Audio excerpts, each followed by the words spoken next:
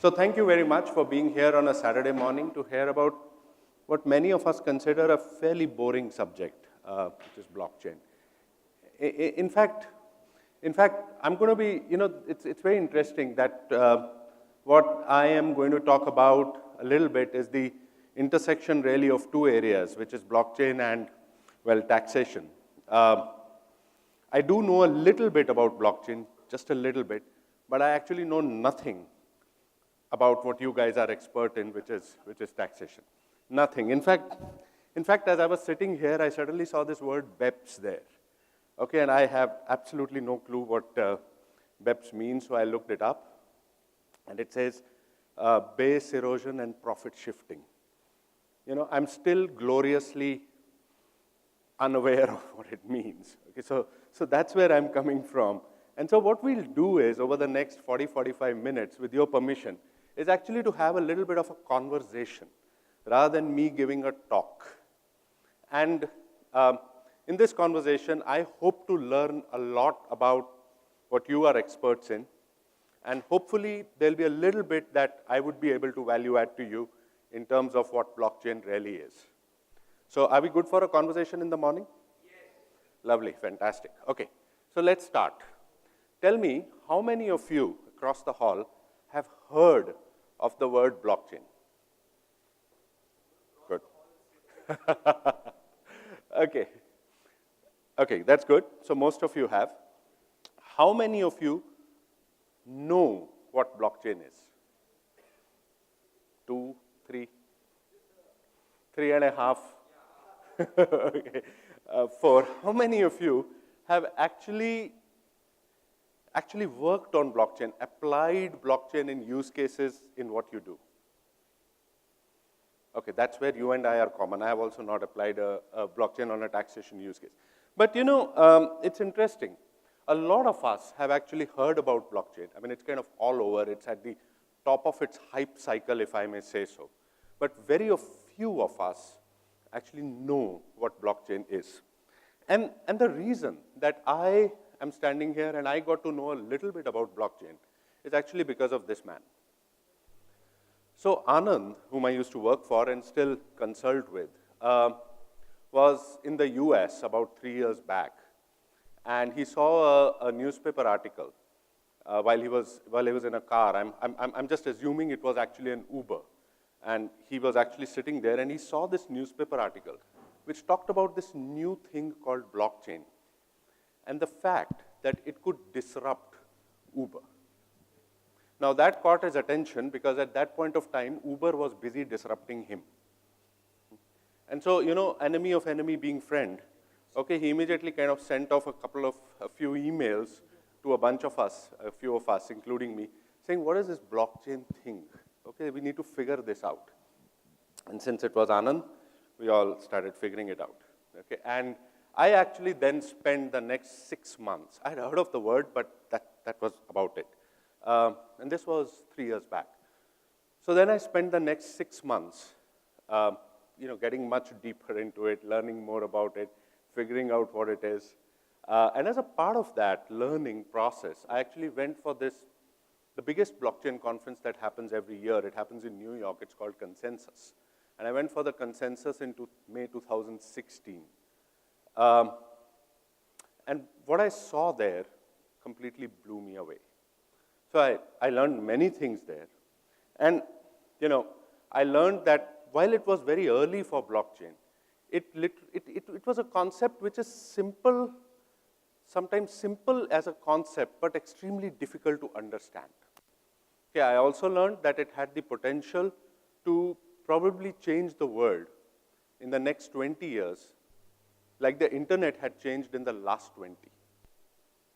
I also learned that blockchain is not, one of the reasons it's a little complex, it's not a use case of the internet, like e-commerce or email or search, which are use cases of the internet. This is something as fundamental and literally sits parallel to the internet in some way, to the internet the way it is today. And so it's extremely fundamental. It had the potential to change the world. But one of the things that I also learned that in that conference was that blockchain is not spelled B-I-T-C-O-I-N. Because that's what we always used to think blockchain is, right? We used to describe blockchain, and many people still describe blockchain as the technology behind Bitcoin. But it's like describing, it's true, but it's like describing the internet as the technology behind email, which is also true. But then it really doesn't begin even to describe the internet. It's so much more. So there are many ways to kind of describe the blockchain, and let me try this way. Let me try this one way. Now, I'm pretty sure that this specific audience at least knows what this is. This is a ledger. And people like me who are not experts like you are, actually don't know how important a ledger is. A ledger is extremely critical. We don't pay too much attention towards it, but pretty much almost all the world's assets, okay, especially money, is actually nothing but entries on a ledger. We know that. And so if I was to send $100 from, say, the US to someone in Uganda, we were talking about Africa a little while before this, to Uganda, it's not that $100 flies from the US to Uganda. What actually happens is that there's a ledger entry here, and then there's a ledger entry here, right? The problem, however, is that between these two ledger entries, by the time the $100 reaches Uganda from the US, it's not $100. It's become $93 or $92 or $94 or $95. And secondly, it's taken 4, 5, 6, 7 days to actually reach. So it takes time, and it takes money. Why? Why does it not happen instantaneously? Why? Exactly. Because there are many other ledgers on the way between these two ledgers. And these ledgers belong to intermediaries. You know, there could be different banks, or it could be SWIFT, or it could be, you know, other financial institution, it could be Western Union, it could be whoever. Okay, but there are a bunch of intermediaries between these two ledgers, and at each intermediate point, there is friction. That ledger has to be reconciled, then the next ledger has to be reconciled, then the next ledger has to be reconciled. And this friction obviously causes costs and causes the value to drop, and obviously takes time. Now imagine if instead of all these ledgers, there was just one universal ledger. And so blockchain many times is defined as this one universal ledger in the cloud. Now imagine there was one universal ledger with all these 5, 6, 7, 8, 9 parties sharing that ledger, have exactly the same copy of that ledger, and whenever an entry is made at one end, in a sense, the entry kind of gets made obviously everywhere and is authenticated by a mechanism called consensus by everyone. And the moment everyone says, okay, fine, yes, yes, yes, yes, yes, the transaction actually happens. And so what happens is, therefore, you're kind of taking away the ledgers on the way. It's just one ledger. It's happening at the same time. It's happening instantaneously, but it's happening through consensus. Everyone agrees. Now, in the blockchain world, this is what largely happens. A set of transactions, a transaction or a set of transactions when authenticated, become another block in a chain of block or transactions which is already existing and gets attached to it, and therefore is called a blockchain. And you know, the thing is that because it's happening by consensus, there are a couple of 2 or 3 other properties that come into the blockchain. So besides consensus, there's also this concept of provenance. You can pretty much trace back because it's kind of a chain of transactions. And actually, if you want to hack into a transaction or change a transaction, then you can't change once. See, one of the things is that every time a block gets created, it's kind of linked immutably to the block before that. There's kind of a link. And so if you want to change something, you can't change that something. The entire chain needs to be changed. And again, consensus has to be established, and everyone has to agree. So it's kind of super secure. Blockchains also come with algorithmic programs built in, which are called smart contracts. So if this, then that kind of algorithms, which are kind of built into the protocol itself. So consensus, security, provenance, immutability, smart contracts. These are the 5 attributes of a blockchain. Now let me ask you, between 5-7 minutes back and now, how many of you now understand what the blockchain is? 3, 4, 5, 6, 7, 8. You know, this is a particularly sharp audience. Otherwise, only 3 or 4 people raise their hands. Okay, for the rest of you, let me try and give you another explanation. Okay, and how many of you know what a kitty party is? Can someone tell me what is a kitty party? Kitty party? And so many people know what it is. Okay, so I won't embarrass you, but there's nothing embarrassing about it. A kitty party is a bunch of people, usually women, who get together periodically, okay, and and have fun, eat food, play cards, gossip with each other, meet every month. But then there's one important thing that they do. Okay, every month when they get together, they all bring a little bit of money. So assume there are 10 women, and each of them brings 1,000 rupees. And these 1,000 rupees multiplied by 10 is actually put into one pool, which is called a kitty. Okay, that's why it's called a kitty party. There's no other reason. Okay, and so it's called a kitty. And then a lucky draw happens, and one woman wins. She takes away 10,000 rupees. Next time that a kitty party happens, the same thing happens.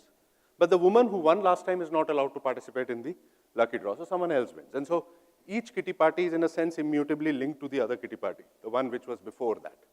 Now tell me, when all these women are bringing these 1,000 rupees each and putting it out there on the table, who do they trust with the money? Louder. All. They trust everyone. There's no one superwoman there or a trusted authority there. Now, this concept of distributed trust, and I say it again, distributed trust, is really the core concept behind the blockchain, where you actually move from trusting one central authority to trusting a bunch of people. And that's how consensus, and that's how, this universal ledger, etc., etc. But it's a very fundamental concept, because as human beings, as civilizations, we have created institutions, and we have created these trusted authorities. So today, when we have lots of money, we go and give it somewhere. Okay, all of us go give $1 million, 1,000 rupees, whatever we have, we put it or we deposit it into a bank. A bank, actually, what business is a bank in? Can you tell me? What is a bank's business? Sorry? Collection, lending, borrowing? No.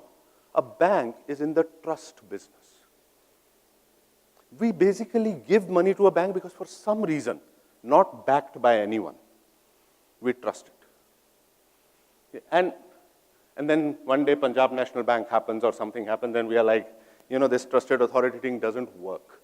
And so it's very fundamental that rather than trusting one thing, you trust multiple things. And that's why blockchain as a concept started with, which is the largest blockchain today, which is the Bitcoin blockchain, was written by, as many of you know, in a paper by Satoshi Nakamoto in the same year that Obama was elected and the Lehman Brothers collapse happened.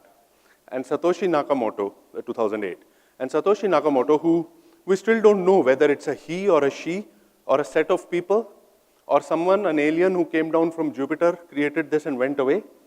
Okay, but he created something which was, where he said that, look, money now needs to work in a different way. This whole Lehman Brothers thing, this whole banking system thing doesn't work. Okay, we have kind of created these edifices, it needs to go, and we need an alternate mechanism. And the alternate mechanism was this concept of digital money and the blockchain behind it. But one of the questions which a lot of people ask me at this stage is that, sure, there's the blockchain, there's this universal ledger, but who manages the blockchain? This kitty party, who manages the blockchain? Any idea who manages the blockchain? Someone has to keep it, right? All the people manage the blockchain. But then that's also like too socialist.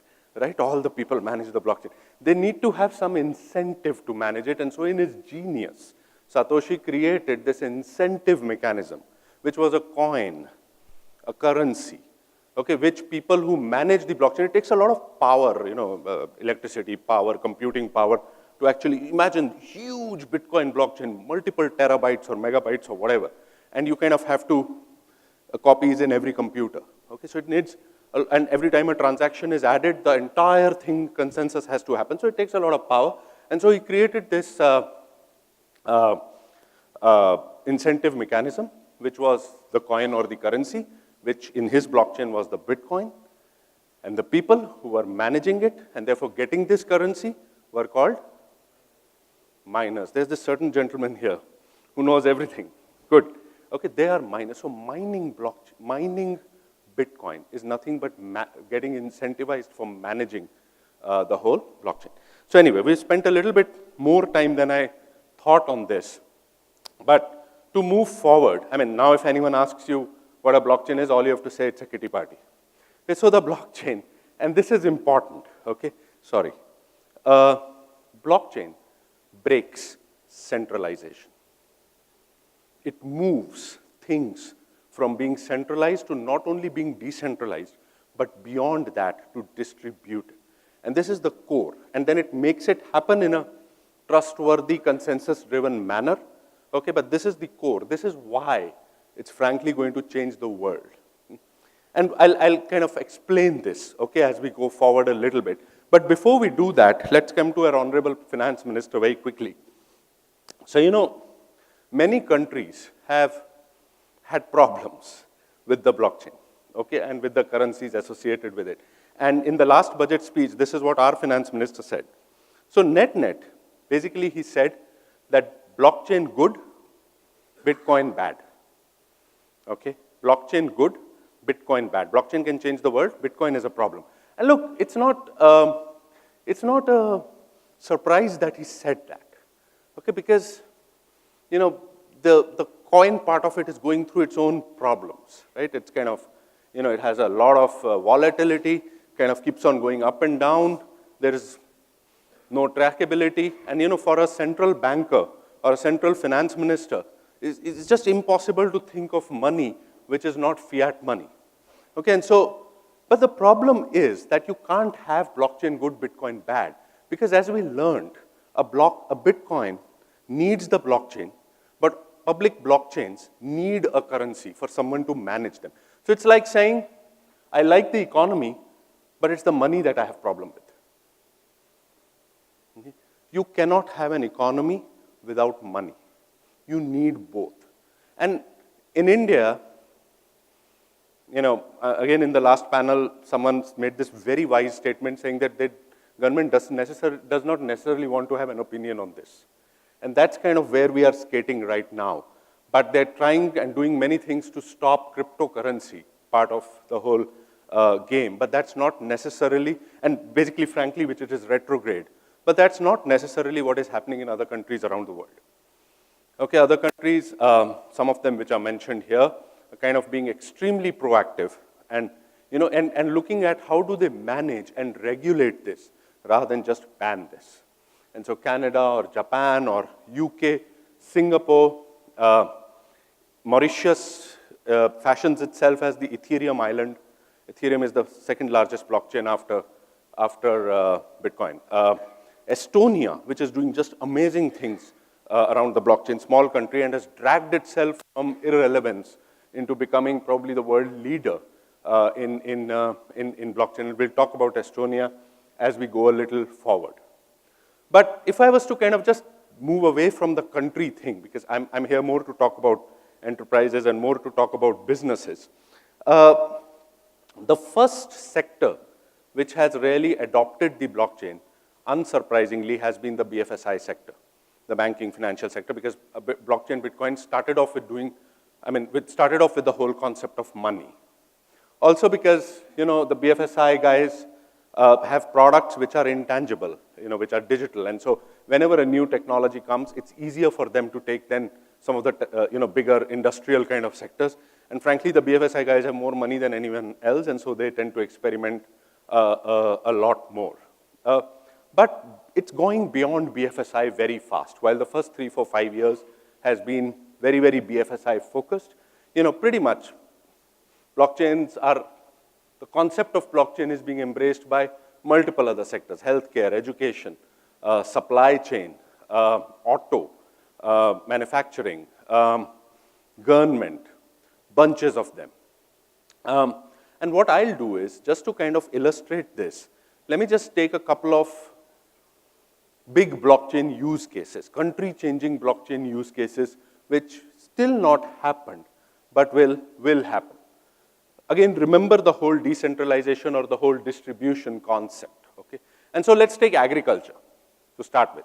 Now, agriculture, as you know, is very important to India, right? 16% of our GDP is agriculture. There are about 125 million farmers who rely on agriculture, and then many, many 100 million more who indirectly rely on agriculture.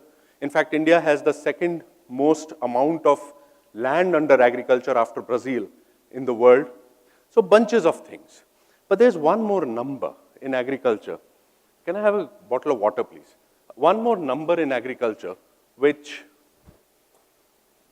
is even more startling as to why, as to why agriculture is important to India.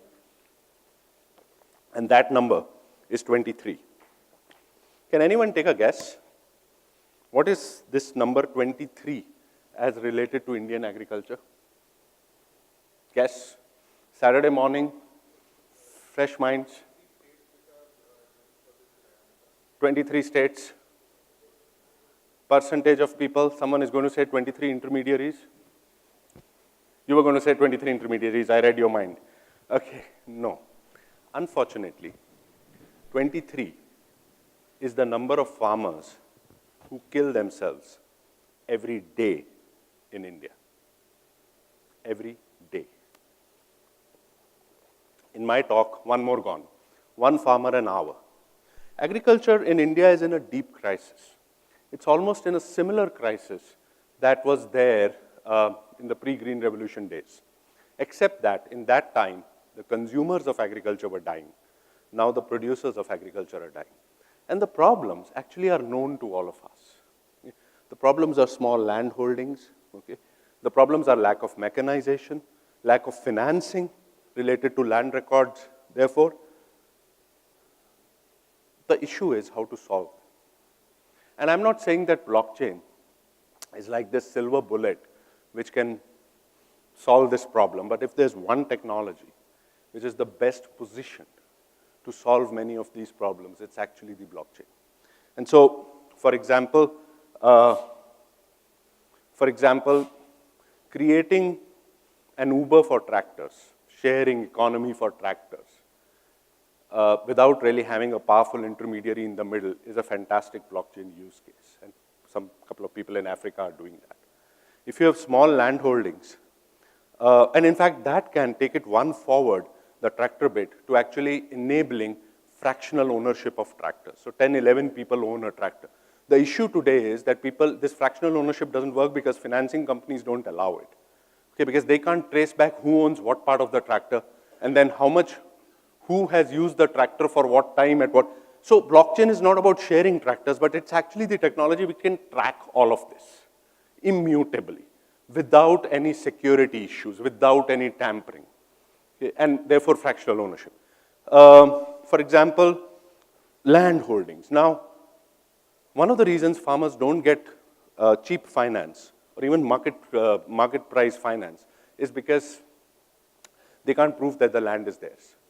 And it's all screwed up, the system. And so many states around the country, as you know, are actually digitizing land. But the problem is you can digitize land, but it still has the same problems.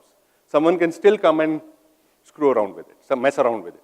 You know, whether it's paper or whether it's on a computer system, it really doesn't matter. Okay, the blockchain comes in because if you do it on a blockchain, just the tampering of it and then the traceability of it is far, far, far better. And so Andhra Pradesh, with Mr. Naidu always being in the forefront, has actually started putting land records on a blockchain. And the fun part is that most farmers there, they get this little piece of paper at the end, and they call that piece of paper blockchain. They don't know what it means. Okay, the only thing they know is that it's theirs and no one can really tamper around with it. So massive problems in agriculture, massive problems in energy, for example, and flying quickly through it, energy today is centralized. You have one power station, and then you have kind of, you distribute power, which works for cities, but doesn't work for sparsely populated villages. There you have to produce power where you use it, which is fine. Use solar, use wind, etc. The problem is the economics. And so you create smart grids, which work, but smart grids on a blockchain work even better. Lower cost. Smart contracts which actuate sending power from one to another.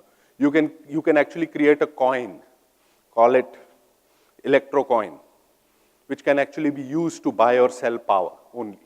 And companies in cities can actually do their CSR activities in electro coins rather than in money. And so it's actually, just going direct for power. So multiple such things you can do with the blockchain, which was really not possible earlier. And so there are cases all across, different sectors. And I can talk for hours on each sector, but we don't have those hours. So I'm going to pass this by. But just before that, one of the things that I do want to state is, Yukta said this, my passion is the government bit. And so, how long, you are the experts, I would love to hear the answer. How long does it take to set up a private limited company in India for an entrepreneur? Not for Mahindra or Tata, okay? For an entrepreneur. How long do you think it takes? Silence.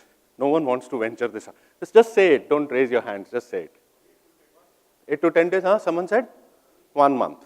Actually, I'm an entrepreneur, and more realistically, it's a month. Whatever else you can think, with all your tan, pan, min, dins, whatever, okay? It's a month. The US, how long does it take in the US? 7 days, 3 days, depends. Delaware is 2 days, okay? Canada. I opened one, that's why I asked this question. 24 hours, faster than the US, actually. Estonia. 3 to 5 minutes. Now, why? Why? The thing is, the reason it takes 1 month or 7 days or whatever it takes is because the government doesn't trust you. They don't trust you. You might have whichever card they asked you for, okay? But there are different departments which might trust but verify. We all do that, okay? We trust but verify. Sometimes we don't even trust, but then trust plus but verify. Now, as you kind of go up the developed country scale, this trust problem gets solved better and better, okay? Because of systems, because of whatever. What Estonia has done is that it's actually put everything that could be put on a blockchain. Land records, citizenship records, voting records, company records, bank records, financial records, everything is out there with a private key, public key, all hashed, all available to the right people, all verified, all immutable, totally non-tamperable. And so the trust problem has been solved. That's why you get 3 minutes. In fact, for the last 2 elections in Estonia, no one has gone to a booth to vote. They all vote online. In fact, Estonia, you would have heard of software as a service and platform as a service and infrastructure as a service. Estonia today markets itself as country as a service. So there are, it's a small country, sure, whatever, but there are things you can do, okay? And so this thing can hold in the educational system, in the healthcare system, and pretty much everything. But look, one of my favorite tweets, if not my favorite tweet of the blockchain is actually this one. Okay, that blockchain is the answer. Now tell me the question. So you can't use blockchain everywhere. Okay, it's not this panacea. Okay, it's not. In fact, there are a bunch of attributes that I use. It's borrowed from PwC. I'm sure there are a couple of PwC people here. As to what are the characteristics in a particular use case or a business that you need to have for you to use the blockchain? And then you certain things require, certain things you can use it, certain things you can't. And one of the other questions that come to me is that, look, many things that you do with a blockchain, you can actually do with a great database or with your existing SAP systems, ERP systems, and which is true, you can. So blockchain doesn't replace something which didn't exist in most cases.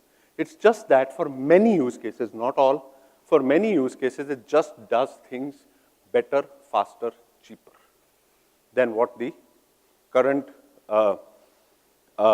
systems do. And blockchain has problems. It's not that the blockchain does not have problems. In fact, one of the things that I like to caution people, and please with triple underline, that we are extremely early in this technology. If you think that many IT technologies, like multiple IT, any of these IT technologies of today, internet related, are today's technologies, and something like an AI or an IoT, etc., are tomorrow's technologies, blockchain is actually day after tomorrow's.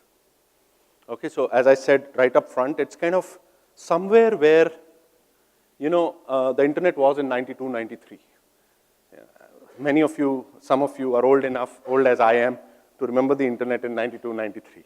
Modem, 14.6 kbps, okay, before Google, before Amazon, before Yahoo MSN, okay, before anything. That's where we are. The sad part is that means that there are many problems. Okay, it's very nascent, as I said. Scaling up is a big issue. A Visa or a MasterCard, for example, can process between 30 to 50,000 transactions per second. The Bitcoin blockchain does 8. Okay, so so therefore, if you have to make something for scale, it can't scale. And talent, interoperability, everyone is creating their own blockchain. Okay. All these are problems, but even as we speak, they are being solved, as the internet problems were solved. Okay, obviously there's the crypto problem of crypto being used for the wrong things. Okay, we tend to conveniently forget that the internet was used for the wrong things for the first 5 years too. Okay, so was video technology. Okay, so, but those are all problems. They're being solved, but it's still, in most cases, at an experimentative POC stage. The only blockchain in production is actually the Bitcoin blockchain. Okay, really. When I was in the Mahindra group, I don't have a slide on that, but we kind of built, because of Anand, we kind of were lucky enough to start building POCs very early and actually built a production product in the supply chain space, which was in invoice bill discounting or invoice discounting. Okay, now those kind of applications work. Okay, and I'm not really going to speak about that unless someone asks me later as to what did we really do. But there are a few use cases where blockchain works even today, many where we still need to experiment. And so then let me now come to the BEPS part of the equation, okay, the taxation part of the equation. Look, as I said, I don't understand taxation at all. It's not my area.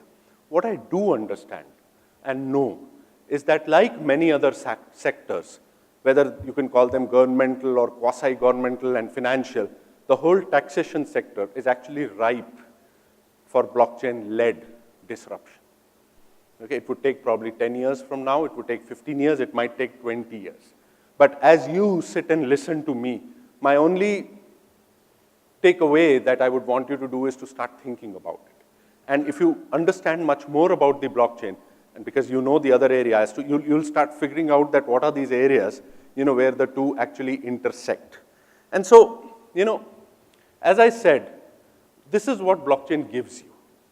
Okay, it gives you transparency, it gives you security, it gives you real-time information, and it gives you access to permission networks. So if you can kind of take some of these things and start thinking of what are the different challenges that you have, and I'm not going to go through these, and therefore what of these can you use in some of the things you do. So going back to the Mahindra part, just to kind of illustrate this here, while it's not directly related to taxation, You know, Mahindra Finance, which many of you know of, is a large NBFC, and their main business is the lending business, but a small business that they have is the bill discounting business. Now, bill discounting is a great business for them, except that they can't grow that business. They could not grow that business. They could not because they started by doing bill discounting for M&M, you know, for their sister company. That's how the company started. And as they started doing it, they wanted to go out and do bill discounting for other OEMs, for Volkswagen or for GM or for Maruti. But the problem is that the other OEMs would not give them business. And they would not give them business saying that you're going to have all my data and you're going to share it with your mother company. I'm not going to give you business. And however much Mahindra Finance would say that, look, no, we are a publicly listed company, you know, Chinese walls, A, B, C, D, the competition was too fierce. And so Mahindra Finance's bill discounting business could only grow at the same rate as M&M would grow. Now, that's where blockchain came in. Now, we kind of built a POC. We built a bill discounting platform with them, integrated with their ERP system. Now, it was lower cost, which is fine.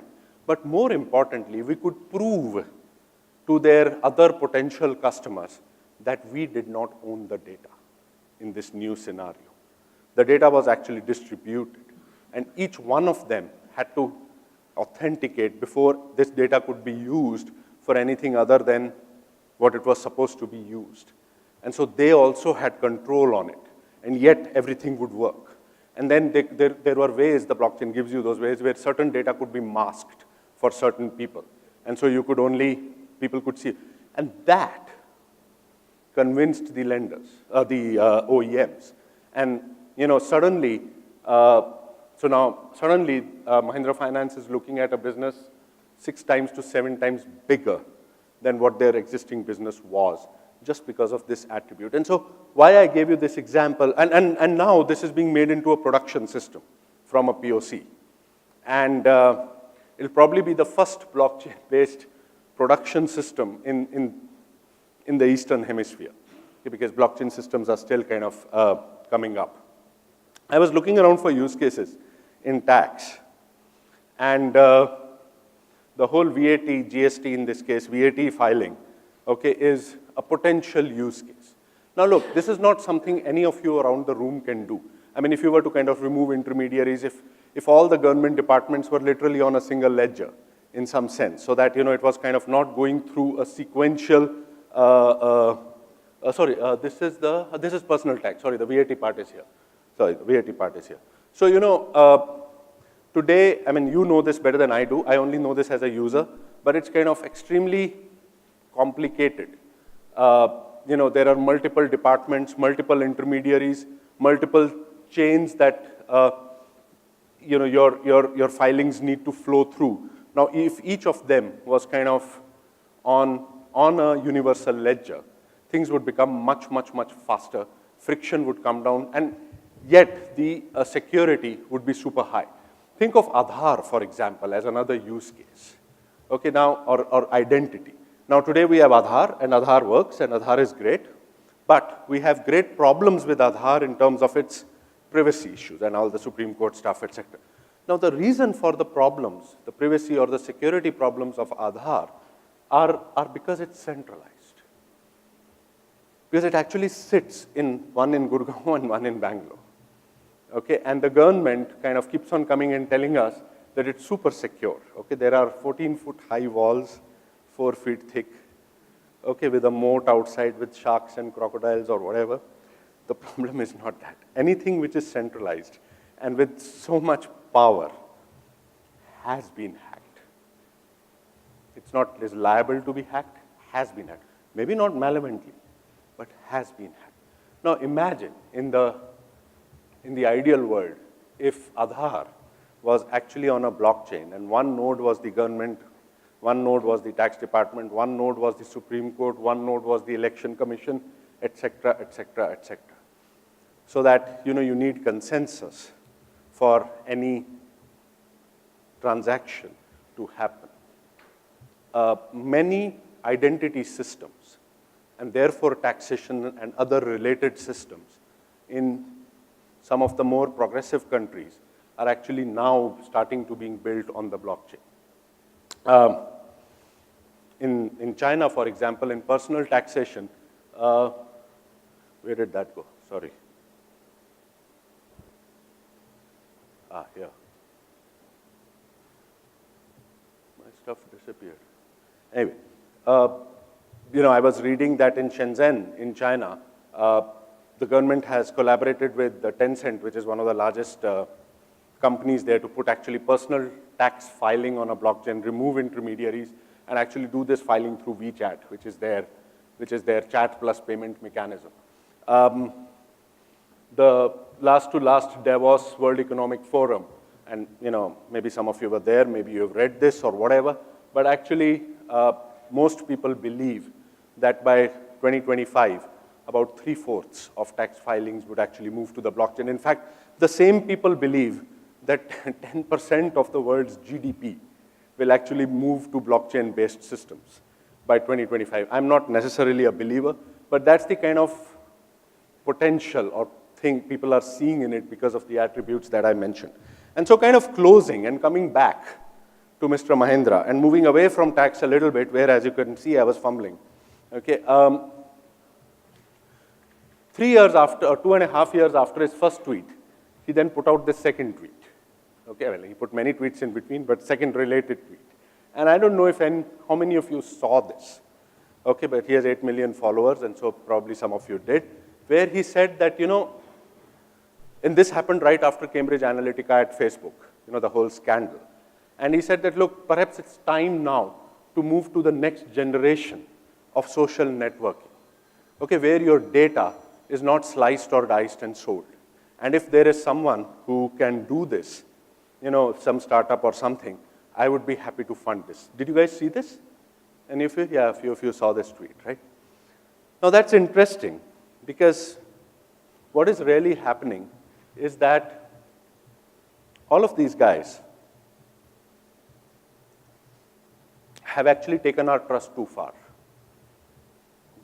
Where now they started off with great intentions, don't be evil, etc., etc. But as kind of they became capitalist companies, they wanted to have 60% growth or whatever year after year. They had to do many other things which they didn't envisage to make that revenues and that growth happen. And so they started taking us as users and not only selling us wholesale, but literally slicing and dicing us and selling us. So I don't know how many of you know, but when you look at your Facebook app on the smartphone, the camera is actually scanning your iris, okay, and based on the dilation or not, figuring out that what part of it you get excited by, of what you read, and therefore that's what they serve. Or try it, keep your phone next to you. If you have the Google app in it, most of you have. Keep the phone next to you and talk about Estonia for half an hour with your friend.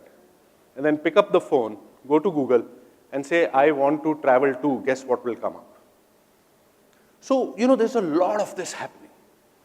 Okay, and so now the time in some sense has come to move, okay, where to move to a situation, to move to a new kind of networks where your data is in your hands and is protected. And rather than the intermediaries earning money, the advertisers pay you. And these social networks, which are still at a stage where, at the stage where Mark Zuckerberg was in his dorm room in Harvard, still at that stage, are kind of the social networks of the future, or social 3.0. And there's one thing in common across all of these networks. They're built on the blockchain. All of them. See, philosophically, the internet solved many problems for us. It solved our information problem with search.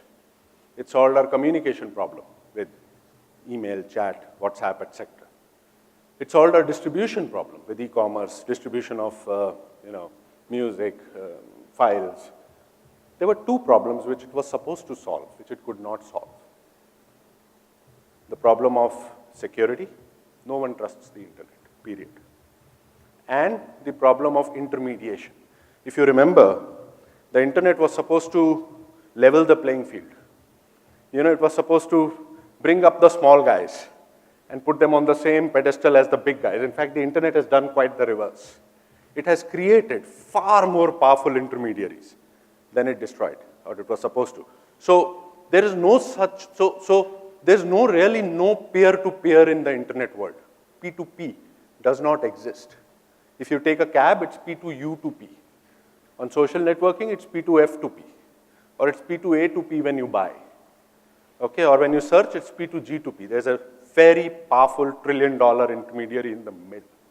The reason why people are super excited about the blockchain is because it's supposed to solve these two problems of trust and of disintermediation.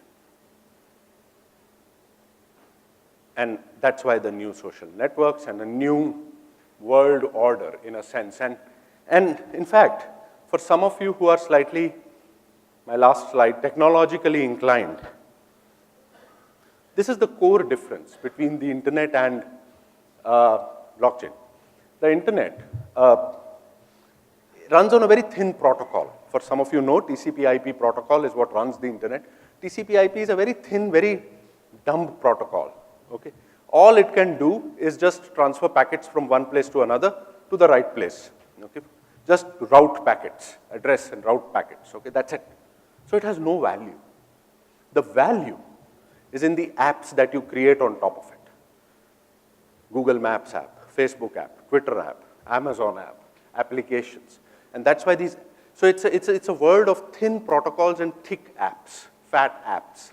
And it's the apps which have value. These are what get valued. The blockchain reverses this. It's a world of thick protocol and thin apps. The protocol itself, whether it be Ethereum or whether it be the Bitcoin blockchain or whether multiple others which have come, in itself are super powerful. They have all those attributes which I talked about. Okay, of trust, of consensus, smart contracts, And so the apps that are getting created on top, D apps, they are called distributed apps, are thin. And so the newer social networks will have thin app networks, which basically means that they don't have as much value as the thick apps. And so the blockchain really is a tool of equality. In some sense, an anti-capitalist tool. Because capitalism worked so far, but now we are kind of hitting the walls. So it's almost, philosophically, blockchain is almost a little leftist. Okay, because it's about distribution. It's about distributed trust. It's about removing the institutions that capitalism created. And that's why the institutions are so scared. And they're running to embrace it. But that's what I wanted to share with you on blockchain today. Thank you very much. Thanks, Jaspreet. Jaspreet, before I let you go, I introduced Jaspreet yesterday evening when we were just finishing off. And thank you so much. I can see that not a single seat in the room is empty today. I hope I fulfilled my promise. I think I said this yesterday when I spoke about Jaspreet, that Jaspreet believes, when I met him for the first time and when I read about him, was that blockchain has the ability to change the future of the world as much as the internet did. And I think he has absolutely spoken about it. Many of us now probably in the room also believe in what he believes in. Jaspreet, with your permission, I know we are running out of time, but I'm going to take just, anybody has any question for Jaspreet? Only 2 questions, and please finish quickly in like a couple of seconds. Non-tax questions. No, Jaspreet, don't worry. There are 2 people, Jaspreet, there are 2 people in this room who are non-tax. Good. One is you. Guess who's the second one? You. Me. The tax questions I will ask you. You? Oh yes. Yukti is here as well. Jaspreet, 2 questions? Yeah. Please. Sir. Hi, Jaspreet. My question is that how safe is the data on blockchain? Like you saying, there are so many people who are accessing the data and all. So what is your the truth is that no data is safe, ever. Okay, something or the other will break it. Okay. However, if there's the safest technology available today for data is actually the blockchain. Okay, just because of its inherent properties, its distributed nature, its consensus protocols. What I didn't speak about, because this is not a technical discussion and I don't know too much of that, but the cryptography which is used in blockchains is the I mean, there are these guys I've met at MIT who have designed that cryptographic algorithms about 15, 20 years back, is by far the most advanced cryptography. So it is safer than anything else, okay? Most of the time, the hacks that happen into blockchain-related systems do not happen at the blockchain level itself. It's because we don't yet know, we don't yet trust, we tend to mirror that data in multiple places, or with APIs kind of link it to different systems, and usually the hacks happen there. Okay, but at this level, it's the safest. Tomorrow, quantum computing comes and might break that, but today it is the safest. Thanks. Jaspreet, in fact, GDPR and blockchain are in love with each other. Jaspreet, pardon my literacy levels on IT, but when people talk about blockchain, they also have another similar term, which is cryptocurrency. Why is it that regulators and governments don't trust institutions like cryptocurrency, and there's a lot of resistance? As human beings, we have short memories, okay? And if we kind of go back 30 years, when the internet came about, there was no social media or such evolved broadcast system, so we learned far lesser than what we learn now when people talk. But frankly, the governmental and societal resistance to the internet was proportionately similar. Okay, in fact, .coms were seen as a bad word. Okay, and the first business model of the internet, guess which was the first business model of the internet? The first time people realized how to make money of the internet was, any guesses? Just way before Google. Guys were in their cribs that time. Huh? Was pornography. Pornography was the first real money-making use case of the internet. Look, the bad guys are always smarter than us, frankly. They're always smarter. We know that, right? And any technology comes, whoop. Okay, and so the Bitcoin scams that we see, Bitcoin in itself, in its pure classical form, is just an amazing technology and has the potential to change pretty much everything we do and will. Okay. But the scams around it are primarily related to people believing that Bitcoin is a stock instrument. Okay, and which can, so it's being used as equity. And people going and taking money from other people saying that I'm going to give you this new thing, and then they suddenly hear about this and then running away with the money. So all this is happening via, the video cassettes. Before DVDs, there used to be video cassettes. Okay, there was this famous beta versus VHS debate for people who remember. And actually VHS won over beta. Beta was Sony's, VHS was National Panasonic. VHS won over beta, though beta was by far a superior technology because VHS could be pirated easily. So, this is the way it works. And that's what is going to happen for a period of time until the real things come out. Ladies and gentlemen, a big round of applause for Jaspreet.